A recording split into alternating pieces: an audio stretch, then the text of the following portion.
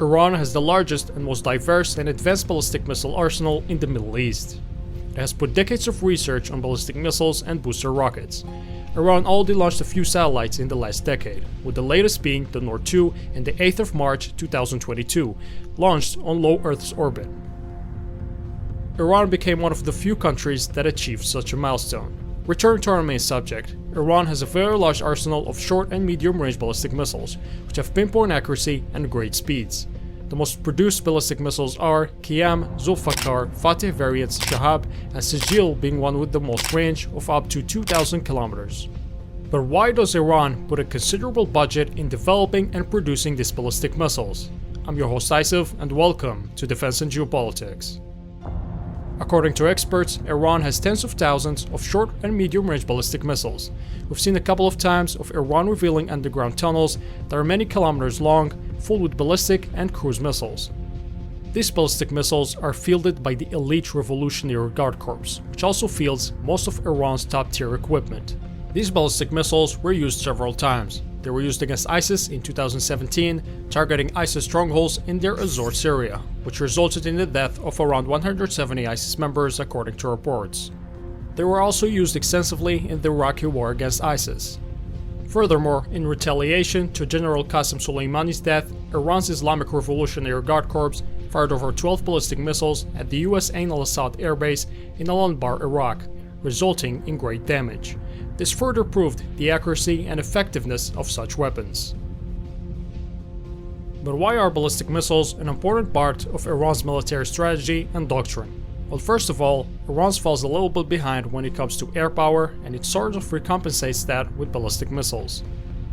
Iran ranks number 22 in total aircraft strength, and most of its air power is outdated and would be considered inadequate in today's standards. Even if Iran has a very advanced drone fleet, that won't do the job of a fighter or an attack aircraft. Second, all the ingredients used to make these ballistic missiles are found in Iran and in large quantities, whether it's fuel, which comes from oil, or other materials like sulfur, potassium, iron, aluminum, or other essential minerals. These make the production of these weapons not only pocket-friendly, but easy to manufacture. And third, it's not a bad strategy if you look at it. Making one medium or short-range ballistic missile, such as the Fateh 313, costs much less compared to the missiles used to shoot it down, like the missiles used in the Patriot air defense system, which costs around $3 million for each missile. And the price of one Fateh 313 missile would be half of that or even less. Now let's put a scenario on how they will be used. In case of a war takes place between the US and Iran, for example, Iran would launch hundreds of these short and medium-range ballistic missiles towards each US base around Iran, overwhelming any anti-air defense systems if there is any, and causing millions of dollars of damage if these bases are hit, and probably even pretty heavy military casualties. Iran would also target air bases in which the US carries its air operations, damaging its infrastructure and destroying weapon hideouts, caches, and military aircrafts and vehicle storage units. This halts any offensive plans and makes it very hard for the opponent to be present near its borders. Although it's a great strategy in case of a conflict, Iran would need to protect the launch sites of these missiles, and that's why they've been developing and improving their domestic-made air defense systems, such as the Khordad or the Bavar 373. Now, Iran puts a lot of money into developing robust and effective air defense systems, and is likely getting research help from countries such as Russia or China. Effective and cost-friendly ballistic missiles gives Iran the ability to fight from within its borders, and to support any land operations if it's necessary. Lastly, let's take a look at one of the most used and ubiquitous ballistic missiles in Iran's arsenal. The first one is Qiyam, meaning uprising, is 11.5 meters long and has a diameter of 0.88 meters. It has an operational range of up to 800 kilometers and can deliver a payload of around 750 kilograms. Interestingly enough, this missile has an accuracy radius of around 10 meters. The number built for this missile is more than 1,000.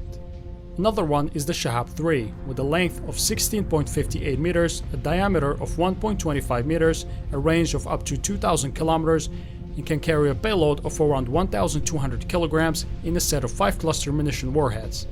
280 kilograms in each warhead can target different destinations. The number built for this missile is unknown. Lastly, believed to be the most operational and most at hand is the Fateh 313. It has a length of 9 meters, a diameter of 0.61 meters. This missile can carry a warhead of around 500 kilograms. It has a range of up to 500 kilometers and has an accuracy diameter of 5 meters. The number built for this missile is likely around 1,000 or more. This is the end of the video. If you liked the video, give it a like. If you didn't, give it a dislike. Tell us in the comments below what would you like to see next. Thank you so much for watching, and I'll see you next time.